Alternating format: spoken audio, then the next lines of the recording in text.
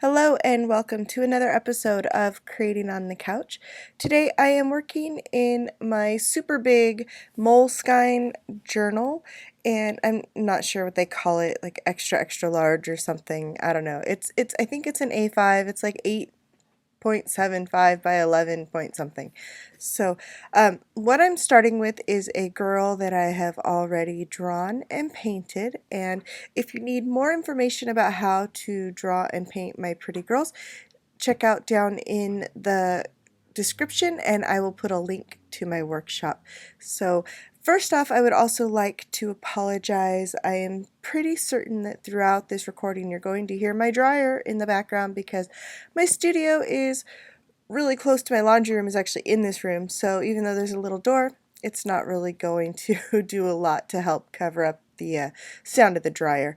So I apologize for that. And what I'm doing here is I'm just coloring in her shirt using a yellow aqua marker. I'm not exactly sure on the specific color, and my water brush. So I'm only going to use the marker around the edge, and then I'm going to use the water brush to move the color around.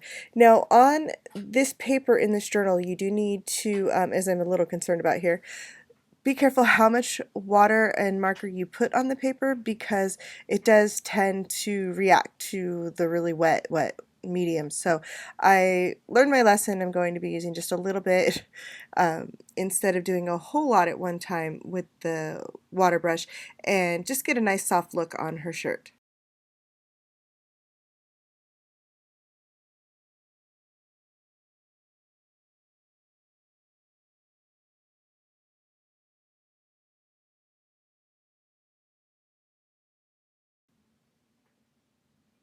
Okay, now I am going to be adding in some titanium white mixed with a little bit of quin magenta, and I don't have enough white because I'm wanting to make this color a little soft. It's not really my typical style. I'm usually really bright, bold colors, but I'm just in the mood for like some softer colors for some reason. Maybe it's because it's starting to feel like spring already here. It's been in the 70s a little bit, so it's kind of crazy weather for February, and I'm sorry to all of you who are freezing, but I don't know. I was just feeling like spring type colors. Maybe I'm confused like all the plants around here that are all making flowers already. So I'm just mixing these together on the page all over and using just a little touch of water on my brush to help the paint move around and blend really nicely. Oh, and a quick tip. That yellow in the aqua markers really needs some workable fixative because when I put my matte varnish on top, I kind of moved it around a little because I forgot to do that. So make sure you do that before you put any coverings on top. My next step is to add in some teal. This is like my new favorite color, or at least another one of my favorite colors. So I'm going to throw some of that on there. I am going to think that it's too dark, or too bold, so I am going to go back in, cover it up with a little bit more of the quin magenta mixed with white, just to give it all a little bit of a softer look and let it blend together a little bit, and make some purples so that you have pink and purple and blue all mixed in the background.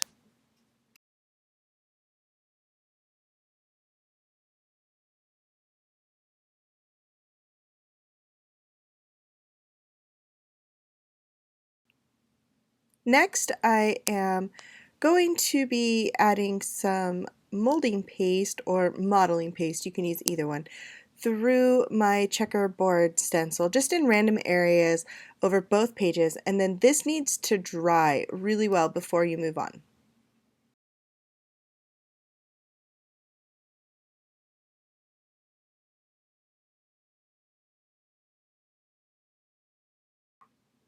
Now that my molding paste is all completely dry, actually this went overnight, I am doodling some flowers all over both pages, just using my white acrylic paint pen. That's my Deco Art, I believe. I always say it wrong. Um, yeah, Deco Art. Deco Color. I always have to look this up. Deco Color acrylic paint pen, and I'm just doodling some flowers all over the place.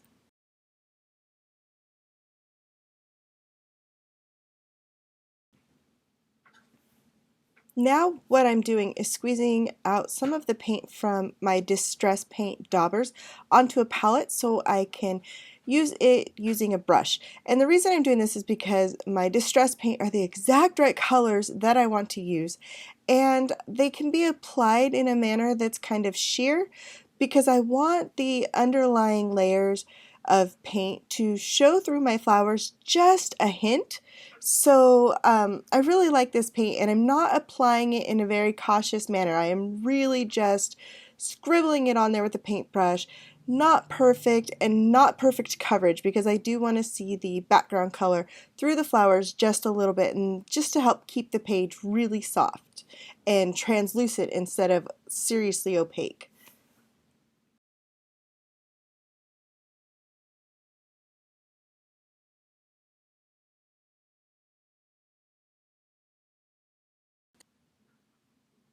I decided that this page just couldn't be complete without some washi tape because we all know I love washi tape. So I'm just kind of putting this on in random areas, and it's not going to seem like that later when I put my quote in there because it's going to just fit. And I know some of you ask, like, do I have a plan or do I just kind of start going and make things up? Sometimes I'm making things up as I go, and it works out perfectly, kind of like the placement of this washi tape for my quote. I'm so happy with the way that it turned out. So next, what I'm going to do is add a little bit of zinc white by Golden, which is a translucent white. It's not a really opaque white. You can do this with regular white, just don't put very much or use a touch of water to make it a little more translucent. I just want to move that washi tape a little further in the background so when I write the quote over it, the black on the washi tape won't fight with the pink that I'm going to use to write the letters. And then last, I'm throwing a little bit of extreme glitter paint by Folk Art just in the centers of my flowers. So I have added a little extra white. I'm checking it here to see if it's dry enough to work on. I added a little extra white because I really wanted to make sure that my quote stood out. And the quote that I'm using on this page is, "Be the reason someone smiles today." And that really struck me because so many of you have mentioned in your comments on my videos how much of an inspiration I am to keep creating even if you can't get up off the couch or out of bed and get into the studio, and that these videos have helped you to decide to keep, creating no matter what, which I love.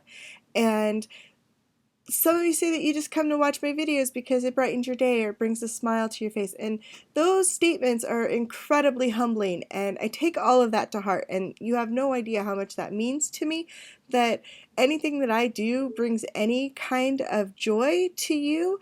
That blows me away. That is hugely humbling to me. And so I thought that for a Creating on the Couch episode, this was just the perfect quote for this journal page. Okay, now that my page is all done, I will slow down and give you a few close-ups here so you can see the finished product. Don't forget to like me down below, leave me a comment if you would like. Check out the link for my workshop down in the description if you'd like to look at my workshop. And thank you so much for watching. I appreciate each and every one of you, and I hope you are all having a great week. Bye now.